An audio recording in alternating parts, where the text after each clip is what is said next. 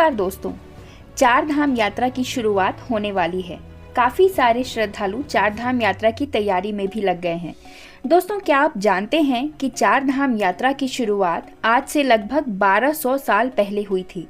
चार धाम यात्रा विभिन्न देवी देवताओं की पूजा करने के लिए की जाने वाली एक यात्रा है। यात्रा में यमुनोत्री, गंगोत्री, केदारनाथ और बद्रीनाथ धाम शामिल हैं।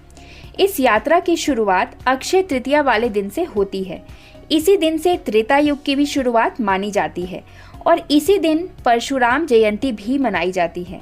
इसीलिए चार धाम यात्रा की शुरुआत के लिए इससे शुभ दिन दूसरा कोई हो ही नहीं सकता। शास्त्रों में कहा गया है कि इस दिन से जिस कार्य की शुरुआत होती है वो कार्य युग युगांतर तक लगातार चलता रहता है। दोस्तों, चार धाम यात्रा की शुरुआत यमुनोत्री धाम से की जाती है, फिर गंगोत्री, फिर केदारनाथ और तब बद्रीनाथ धाम पे आकर ये यात्रा समाप्त हो जाती है। लेकिन क्या आपने कभी ये सोचा है कि आखिर ये यात्रा यमुनोत्री धाम से ही क्यों शुरू की जाती है? दोस्तों, ऐसा कहा जाता है कि देवी यमुना सूर्य देव की बेटी और मृत्यु के देव यम की बहन है। मानते हैं कि माता यमुना के मंदिर में साक्षात शनिदेव और यमराज विराजमान होते हैं, तो इन देवों से आशीर्वाद प्राप्त करके चार धाम की यात्रा की शुरुआत की जाती है।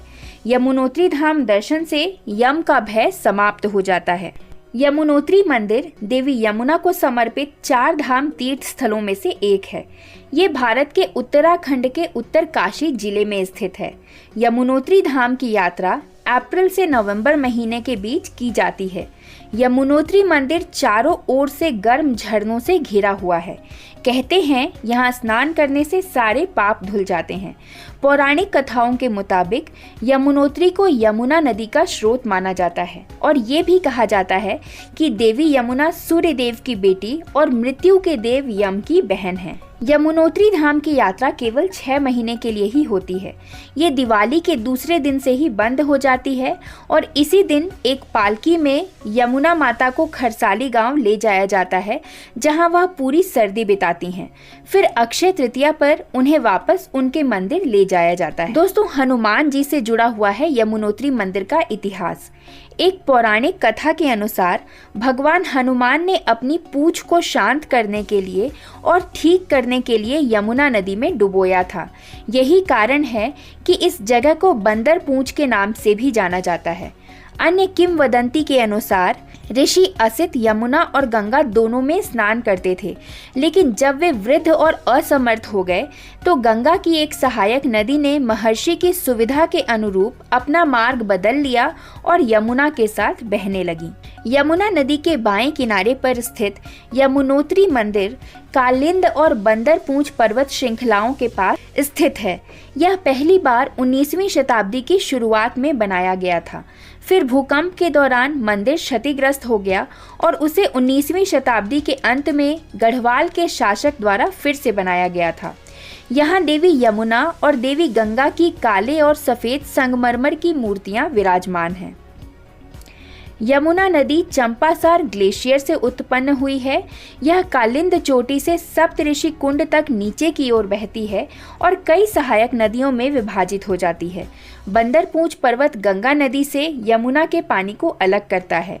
कालिंदा पर्वत से निकलने के कारण यमुना नदी को कालिंदी भी कहा जाता है। यमुनोत्री मंदिर का महत्व देवी यमुना के पवित्र निवास के रूप में इसकी स्थिति और शुद्धिकरण और आशीर्वाद चाहने वाले तीर्थयात्रियों के लिए आध्यात्मिक गंतव्य के रूप में इसकी भूमिका में निहित है। ये भारत के छोटे चार धामों में से एक है। ये मंदिर भक्ति के प्रतीक के रूप में खड़ा है, जो भक्तों को आध्यात्मिक ज्ञान प्राप्त करने के लिए एक चुनौतीपूर्ण यात्रा करने के लिए आकर्षित करता है। यमुना नदी के जल की पवित्र करने वाली शक्तियों में विश्वास और मंदिर का हिंदू पौराणिक कथाओं से संबंध इसके महत्व को बहुत बढ़ा देता है, जिससे यह श्रद्धा का स्थान बन जाता है, जहां व्यक्ति सांत्वना, मुक्ति और परमात्मा के साथ गहरा संबंध चाहते हैं। तो दोस्तों, ये था यमुनोत्री धाम का महत्व और इसी महत्व के कारण उत्तराखंड के चार धाम यात्रा की शुरुआत यमुनोत्री धाम से ही की जाती है। यमुनोत्री धाम से शुरू होकर होकर ये यात्रा गंगोत्री धाम जाती है, उसके बाद केदारनाथ और तब बद्रीनाथ धाम पर जाकर ये यात्रा समाप्त होती है। दोस्तों आशा करती हूँ ये वीडियो आपको पसंद आई हो। अगर ये वीडियो आपको अच्छी लगी तो इसे एक लाइक ज़रूर करें और ऐसे ही अन्य वीडियोज़ के लिए हमारे चैनल पर बने रहें। धन्यवाद।